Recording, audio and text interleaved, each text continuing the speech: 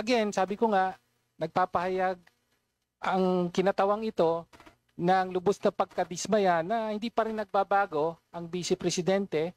Mr. Chair, una po, with due respect to my fellow member of the minority, hindi po buong minorya ang sumasang-ayon dun sa pag-extend ng parliamentary courtesy, whether sa Office of the President or sa Office of the Vice President.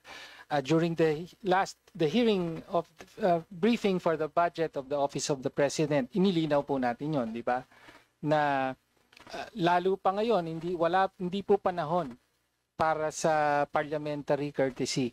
No, Pangulo mismo sabi niya, mahiya naman kayo, o dapat mahiya lahat ng nasa gobyerno kasama ang presidente at ang vice presidente. Ibig sabihin, kailangan handa po lahat na busisiin ang budget, handa lahat na ipagtanggol ang budget kung humaharap sa Kongreso. So yun po yung unang punto. Pangalawang punto, nais ko lang pong magpahayag ng lubos na pagkadismaya pa rin.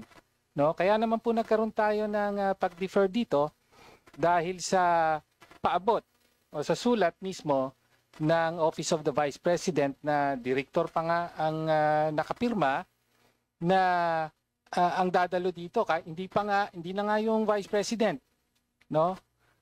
Pero ang minimum natin for Office of the President and Office of the Vice President, yung Chief of Staff, di ba?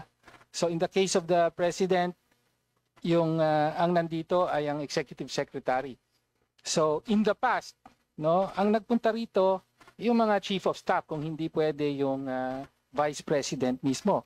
Pero sa sulat nila, ano po ba, ASEC po ba ang papupuntahin? An ASEC for budget. So again, sabi ko nga, nagpapahayag ang kinatawang ito ng lubos na pagkadismaya na hindi pa rin nagbabago ang Vice Presidente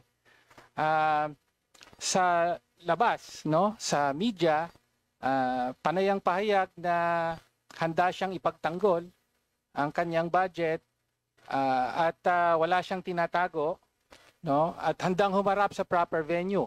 Sa kaso po ng budget proposal for 2026, wala pong ibang proper venue kung hindi ang committee ito.